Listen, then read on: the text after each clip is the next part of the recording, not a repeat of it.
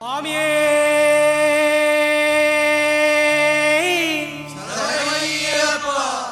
ಸ್ವಾಮಿಯೇ ಶರಣಮಯ್ಯಪ್ಪ. ನವೆಂಬರ್ ತಿಂಗಳ ಮಧ್ಯದಲ್ಲಿ ಪ್ರತಿ ಊರಿನ ಅಯ್ಯಪ್ಪ ಮಂದಿರದಲ್ಲಿ ಶರಣು ಕೂಗು ಕೇಳಲಾರಂಭಿಸುತ್ತೆ. ಸ್ವಾಮಿಯೇ ಶರಣಂ ಅಯ್ಯಪ್ಪ ಅಂತ ಮಾಲಧಾರಿಗಳು ಅಯ್ಯಪ್ಪನ ನೆನೆಯುತ್ತಾ 41 ದಿನಗಳ ಕಠಿಣ ವ್ರತವನ್ನ ಮಾಡ್ತಾರೆ. ಬನ್ನಿ, ಒಬ್ರು ಸ್ವಾಮಿ ಯಾವೆಲ್ಲ ರೀತಿಯಲ್ಲಿ ವ್ರತ ಮಾಡಿ ಅಯ್ಯಪ್ಪನ ದರ್ಶನವನ್ನ ಮಾಡ್ತಾರೆ ಅನ್ನೋದನ್ನ ಹಂತ ಹಂತವಾಗಿ ತಿಳಿಯೋಣ. ಈ ವಿಡಿಯೋದಲ್ಲಿ ಶಬರಿಮಲೆ ವ್ರತ ಹೇಗಿರಬೇಕು, ಆ 41 ದಿನಗಳ ವ್ರತದ ನಿಯಮಗಳು ಏನು ಅನ್ನೋದನ್ನ ತಿಳಿಯೋಣ. ಅಯ್ಯಪ್ಪ ಸ್ವಾಮಿಯಾಗಲು ಮೊದಲು ಅಯ್ಯಪ್ಪನ ಮಾಲೆ ಧರಿಸಬೇಕು, ಸ್ವಾಮಿ ಅಯ್ಯಪ್ಪನ ದರ್ಶನವನ್ನು ಪಡೆಯಬೇಕು ಎಂಬ ಬಯಕೆ ಇರಬೇಕು.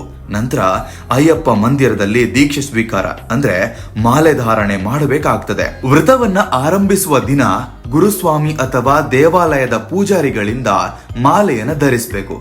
ಈ ಒಂದು ಸಂದರ್ಭದಲ್ಲಿ ತುಳಸಿ ಅಥವಾ ರುದ್ರಾಕ್ಷಿ ಮಾಲೆಯಲ್ಲಿ ಅಯ್ಯಪ್ಪನ ಕಂಚಿನ ಮೂರ್ತಿ ಇರುವ ಮಾಲೆಯನ್ನ ಧಾರಣೆ ಮಾಡಬೇಕು.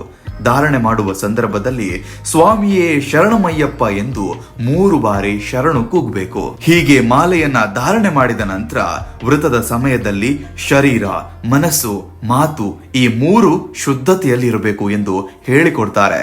ಪ್ರತಿದಿನ ಮುಂಜಾನೆ ತಂಪು ನೀರಿನಲ್ಲಿ ಸ್ನಾನ ಮಾಡಬೇಕು. ಅಯ್ಯಪ್ಪ ಸ್ವಾಮಿಯ ಗುಣಗಾನವನ್ನ ಮಾಡ್ತಾ ಮಂದಿರಕ್ಕೆ ಬಂದು ವಿಭೂತಿ, ಚಂದನ ಧಾರಣೆ ಮಾಡಬೇಕು. ಈ ಸಮಯದಲ್ಲಿ ಸ್ವಾಮಿ ಸ್ಮರಣೆ ಬಿಟ್ಟು ಬೇರೇನು ಮಾತನಾಡುವಂತಿಲ್ಲ. ನಂತರ ಗುರು ಸ್ವಾಮಿಗಳ ಜೊತೆಗೂಡಿ ಶರಣು ಕರೆಯುತ್ತಾ ಸ್ವಾಮಿ ಪೂಜೆ ಮಾಡಬೇಕು. ನಂತರ ಬೆಳಗಿನ ಫಲಹಾರ ಮಾಡಿ ತಮ್ಮ ದಿನನಿತ್ಯದ ಕೆಲಸ ಕಾರ್ಯ ಮಾಡಬೇಕು. ಈ ಸಮಯದಲ್ಲೂ ಎಲ್ಲರನ್ನ ಅಯ್ಯಪ್ಪ ಸ್ವಾಮಿ ಎಂದು ನೆನೆದುಕೊಂಡು ಎಲ್ಲರನ್ನ ಸ್ವಾಮಿ ಎಂದು ಕರೆದು ಮಾತನಾಡಿಸಬೇಕು.